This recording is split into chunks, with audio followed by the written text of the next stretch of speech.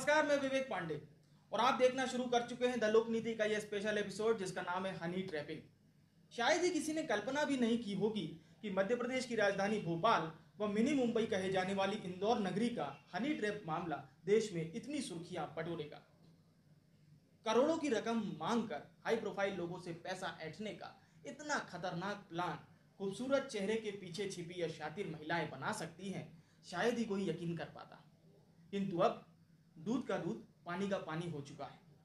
वैसे तो यह इस केस की शुरुआती गठरी खोलने की धमक जैसा भी है कि कई कयासों में कई माननीय जीव भी लपेटे में आ रहे हैं।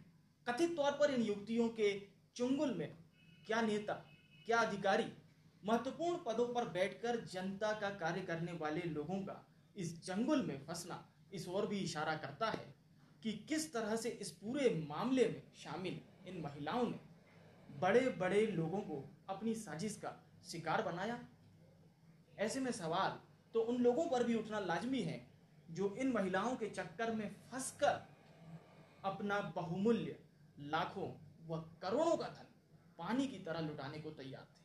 और लुटाते क्यों नहीं साहब? आखिर सवाल उनकी प्रतिष्ठा का जो था, समाज में उनकी हैसियत, उनकी इज्जत का इतना मूल्य लगा लेने वाली यह महिलाएं भी यह भूल चुकी थी कि सिस्टम से जुड़े हुए इन कद्दावर लोगों का यूं हनी ट्रैप करना उन्हें बदनाम व समाज में लज्जित भी कर सकता है। पर एक कहावत है ना साहब कि सत्ता और पैसे के मद में चूर हो चुके लोगों को सही और गलत में ज्यादा फर्क समझ में नहीं आता, तो फिर अनजान की चिंता क्यों होती भला। और अब हम आपको बताते हैं आखिर क्या होता है हनी ट्रैप और इस शब्द का अर्थ क्या है। हनी ट्रैप ठीक जैसा कि शब्द से ही मालूम पड़ रहा है कि कोई मक्खी जिसको कि अपने जाल में पकड़ने के लिए शिकारी जमीन पर शहद उड़ेलता है और उसकी खुशबू के लालच में मद होकर मक्खियां रसपान करने की चाहत में आती हैं और फंस जाती हैं और इस तरह से वह शिकारी का शिकार हो जाती है। आज का मामला हनी ट्रैप भी एक ऐसी स्थिति है जिसमें किसी को अनैतिक या आपत्तिजनक स्थिति में उसका वीडियो बनाकर उनसे अहम राज उगलवाने या पैसा वसूलने के कुत्सित प्रयास किए जाते हैं। साधारण भाषा में समझें तो ब्लैकमेल की एक ऐसी स्थिति जिसमें कि कोई आपके आपत्तिजनक तस्वीरों को चुपके से खींच लेता है, आपका आपत्तिजनक वीडियो बना लेता है, फिर आपको उक्त रकम न देने के एवज में इसे वायरल करने की धमकी देता है। इस तरह का प्रयास देश में घटित कुछ पूर्व की घटनाओं में भी हमने देखा कि जब इस तरह के वीडियो बनाकर लोगों से पब्लिश न करने के एवज में काफी बड़ी रकम मांगी गई। इन मामलों में शिकार लोगों को सच्चाई क्या है इसका ज्ञान उस वक्त होता है जब वह शख्स हनी ट्रैप में पूरी तरह से फंस चुका होता है। हम इस पूरे घटनाक्रम की शुरुआत करते हैं द लोकनीति पर 19 सितंबर की छपी खबर हनी ट्रैप मामले में इंदौर की पुलिस की बड़ी कार्रवाई से। इंदौर पुलिस की एक बड़ी कार्रवाई होती है।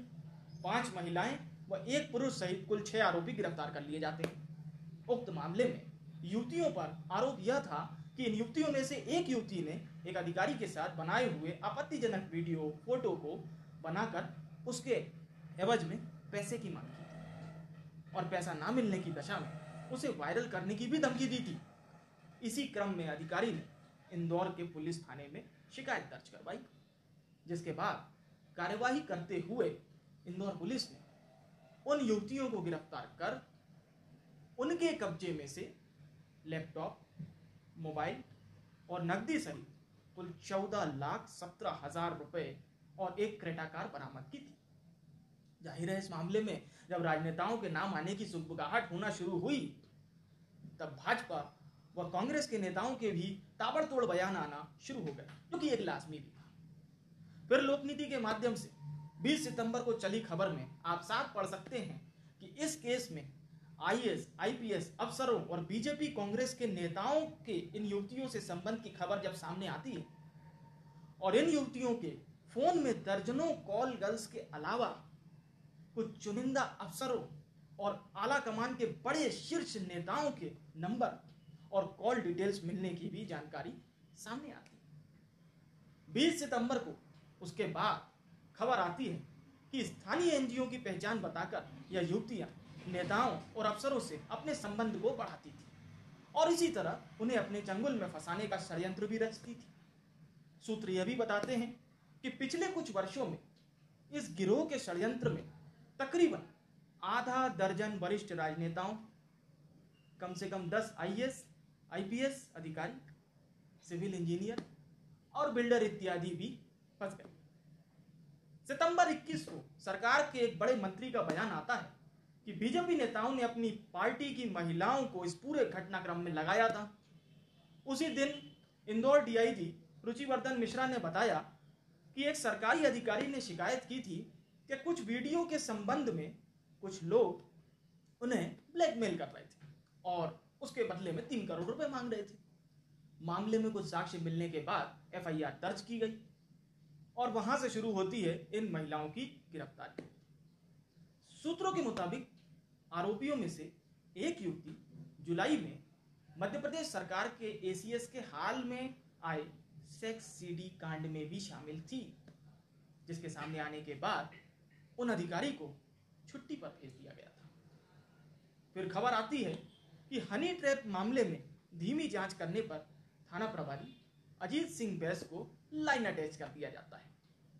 उसी दिन खबर आती है कि उसके बाद जब इस गिरोह में शामिल श्वेता जैन का नाम पूर्व गृह मंत्री भूपेंद्र सिंह से जोड़ा जाता है, तो इसमें भूपेंद्र सिंह ने साफ तौर पर कहा था कि वह किसी भी श्वेता जैन को नहीं जानते।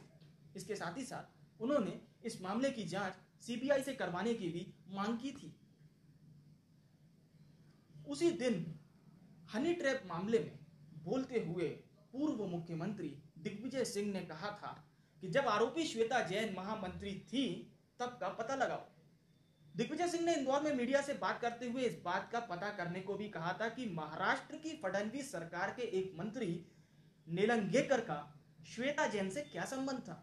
साथ ही साथ उन्होंने इस बात का भी पता लगाने को कहा कि भाजपा के एक नेता जो कि सागर में श्वेता जैन के पति विजय की दुकान का इनॉग्रेशन करने गए थे, बता दें कि निलंगेकर भाजयुमो महाराष्ट्र के अध्यक्ष रहे।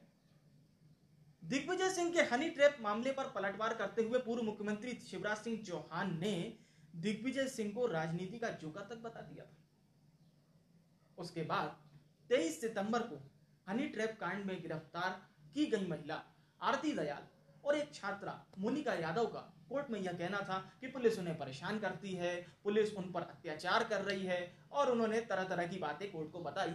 दरअसल ये पूरी एक्टिंग उन्होंने रिमांड से बचने के लिए की थी और अस्पताल जांच में यह पूरी तरह से साफ भी हो चुका था। उसके बाद इस मामले में मध्य प्रदेश उच्च न्यायालय में सोमवार को एक जनहित याचिका दायर की जाती है, जिसमें कि हनी ट्रैप मामले की जांच के लिए सीबीआई को सौंपे जाने की गुहार लगाई गई है। याचिका में आशंका जताई गई थी कि सूबे के राजनेताओं के दखल से इस हाई प्रोफाइल प्रकरण की जानकारी और इसमें चल रही पुलिस जांच पर असर पड़ सकता है।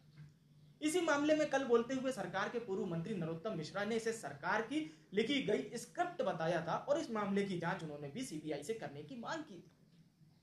इस हाई प्रोफाइल मामले में पक्ष विपक्ष के नेताओं के बयानों का आना बदस्तूर जारी है और जारी रहेगा भी, क्योंकि मामला इतना बड़ा हो चल रहा है। दोनों ही पार्टियों के बीच पिछले 4-5 दिन से इस पूरे मामले को लेकर जारी तमाम आरोप प्रत्यारोपों के बीच आज हनी ट्रैप पर मंत्री उमंग सिंगार का एक बड़ा बयान सामने आता है, जिसमें वो कह रहे हैं कि इस पूरे मामले में भाजपा के नेता और नेत्रियां शामिल हैं। आपको साथ ही साथ बता दें कि युवतियों की जमानत याचिका भी कल खारिज हो चुकी है। बहरहाल मध्य प्रदेश के प्रोफाइल बहुत ही हाई प्रोफाइल हनी ट्रैप मामले में बयानबाजी का दौर लगातार जारी है। आने वाले दिनों में यह मामला क्या गुल खिलाता है यह तो वक्त ही बताएगा। कितने चेहरे खुलेंगे, कितने चेहरे छुपेंगे, यह देखने के लिए, यह जानने के लिए देखते रहिए आप द लोकनीति। और अगर आपको यह वीडियो पसंद आया तो इसे लाइक करें, शेयर करें और हमारे चैनल को सब्सक्राइब करें। बेल आइकन दबाना ना भूलें, जिससे कि आप हमारी हर लाइव अपडेट से जुड़ सकेंगे। और खबरों में बने रहने के लिए आप देखते रहिए द लोकनीति।